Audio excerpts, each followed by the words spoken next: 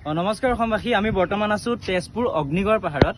ইয়াতে আহিছো, আপোনালোকে হয়তো গম পাই, আমি প্ৰজেক্ট সেউজীয়া অসম কৰি আছো। গোটেই অসমতে 1 লাখ গছ পুলিৰ পৰা এটা সংকল্পৰে তেজপুৰ অগ্নিগড় পাহাৰত অহাৰ পিছত আমি সেই টিকেট কাউণ্টাৰ বাইদেউজনীক কৈছিলো যে বাইদেউ আমি এনেকৈ গছ পুলি ৰুই ফুৰিছো গোটেই অসমখনতে, তো আমাক ইয়াতে গছ পুলি এটা ৰুব পাৰিম নেকি। দেন বাইদেউজনীৰ পৰা এটা ৰেছপন্স আছিলে যে তেজপুৰ অগ্নিগড় পাহাৰ এটা প্ৰাইভেট প্ৰপাৰ্টি, ইয়াত এইবিলাক নচলিব।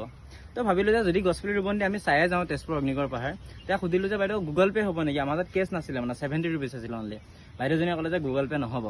তো আমি ক'লো যে আমাৰ তাত 70 ৰুপিজ আছে, আমি 4জন বন্ধু আছোঁ, গতিকে টিকেট দিব পাৰিব নেকি আমাক 4টা, কিবা এটা মেনেজ কৰি দিয়ক বাইদেউ, আমি গোটেই চাইকেল চলাই ঘূৰি ফুৰিছোঁ অসমখনতে। বাইদেউৰ ফালৰ পৰা ক'লে যে আমি এইবিলাক একো কৰিব নোৱাৰোঁ, এইটো প্ৰাইভেট প্ৰপাৰ্টি।